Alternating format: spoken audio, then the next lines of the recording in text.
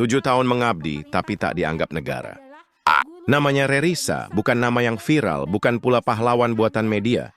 Tapi di depan mikrofon, ia berdiri tegak mewakili ribuan guru honorer yang hidupnya seperti tak pernah dianggap oleh negara. Saya sudah 7 tahun mengajar. Tapi sampai sekarang saya masih honorer R4.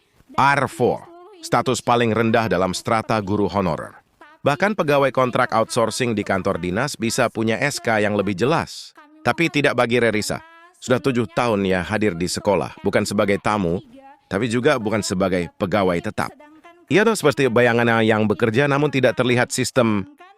Negeri ini pelit mengangkat, tapi murah membuang.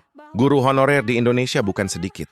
Tapi banyak dari mereka seperti disekap dalam status abu-abu, tanpa pengangkatan, tanpa kepastian. Saya mengabdi, tapi saya tidak tahu kapan saya akan diangkat. Setiap tahun hanya seleksi, tapi kuota terbatas. Kami hanya jadi statistik, bukan prioritas. Mereka bukan tidak mau ikut seleksi ASN, tapi sistem dibuat tak adil. Banyak yang sudah mengabdi belasan tahun, justru kalah dari peserta muda yang baru lulus karena aturan passing grade dan kuota yang terbatas. Lantas apa arti pengabdian 7 tahun itu? Apa arti loyalitas jika negara sendiri tak setia pada orang-orang yang berdiri paling depan di ruang kelas? Negeri ini sibuk mencari tenaga kerja asing. Padahal tenaga pendidiknya sendiri dibiarkan hidup seperti pesuruh. Ironis, saat negara menggembar-gemborkan bonus demografi, guru-guru honorer justru menjadi korban demografi. Tenaga yang ada itu dibutuhkan tapi tidak pernah dijadikan bagian dari sistem yang sah.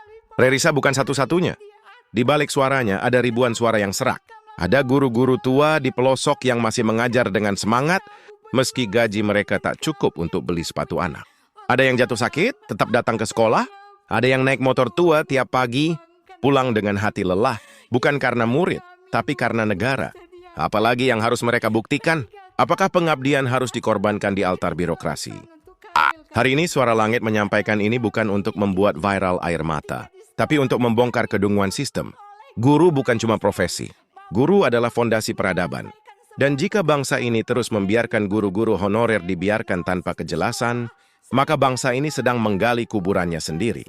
7 tahun bukan waktu singkat. Tapi mengapa negara tak juga menoleh? Rerisa dan ribuan lainnya tidak menuntut lebih. Mereka hanya menuntut hak untuk diakui, dihargai, dan dijamin. Suara Langit akan terus berbicara. Karena di negeri yang mulai tuli, suara seperti ini harus diteriakkan, bukan dibisikan.